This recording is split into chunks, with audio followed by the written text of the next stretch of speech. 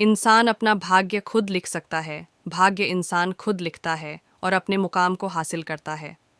कई लोग बोलते हैं कि ईश्वर द्वारा भाग्य लिखा जाता है, तो कुछ लोग कहते हैं ग्रह नक्षत्र द्वारा भाग्य तय होता है। लेकिन इंसान अपना भाग्य खुद लिखता है। वह अपनी मेहनत और ईमानदारी से अपना भाग्य बदल सकता है और कार्यों को करता है। ग्रह नक्षत्र और भाग्य के बारे में अनेक धारणा एवं मान्यता प्रचलित हैं।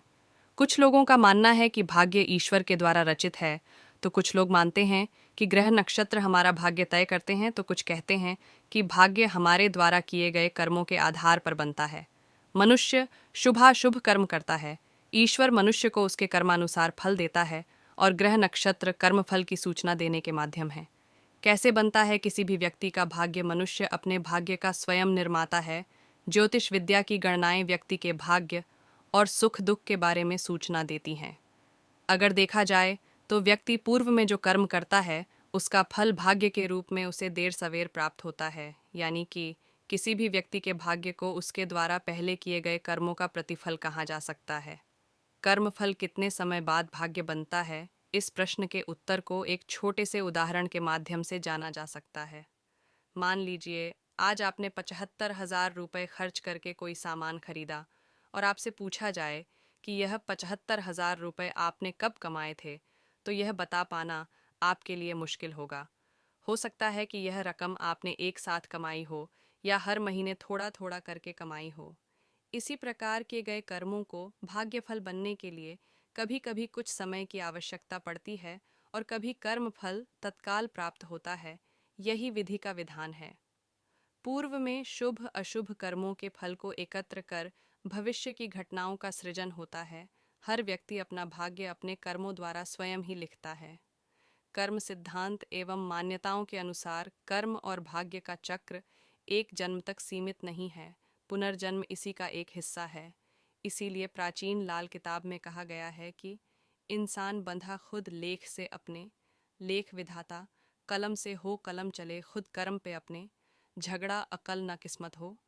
प्रत्येक इंसान अपनी किस्मत के हाथों मजबूर है और किस्मत की कलम विधाता के हाथों में है। ईश्वर की यह कलम जो इंसान की किस्मत का निर्धारण करती है, इंसान के खुद के कर्मों पर निर्धारित होती है। लाल किताब कहती है कि किस्मत के लेख का झगड़ा न तो किस्मत का है और न ही अक्ल बुद्धि का है, बल्कि इनका समन्वय ही मानव जीवन है। कर्मों के द्वारा ही भाग्य में परिवर्तन लाया जा सकता है। पिछले जन्म के कर्म और इस जन्म के कर्म दोनों के मिले जुले संयुक्त परिणाम को भाग्य कहा जाता है। अगर पिछले जन्म के कर्मों के फलस्वरूप दुख प्राप्त करना लिखा है, तो इस जन्म में दान पुण्य उपाय ईश्वर आराधना एवं अन्य शुभ कर्मों को करने से दुख में कमी लाई जा सकती है। अशुभ फल को पूर्णतः खत्म नहीं किया जा सकता, बल्कि कुछ सुनिश्चित उपायों द्वारा उनकी दिशा को परिवर्तित किया जा सकता है।